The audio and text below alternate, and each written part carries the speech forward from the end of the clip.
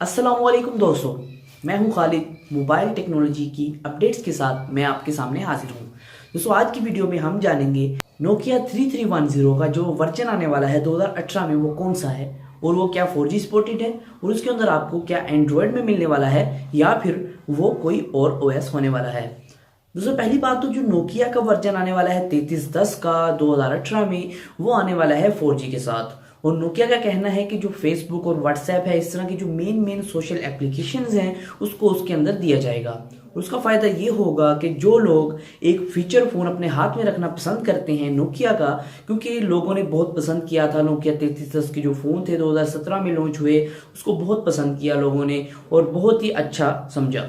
और अब जो लोग सेल हो रही है नोकिया 3310 की, वो बहुत ही तेज है। मतलब कि जब 3G का वेरिएंट आया उससे सेल बढ़ गई थी नोकिया की। 3310 जो पहले था 2G वर्जन, उसकी कम सेल हुई थी और जो 3G वर्जन था उसकी ज्यादा हुई। नोकिया ने इसको देखते हुए अपना 4G वर्जन लॉन्च करने का फैसला कर लिया है।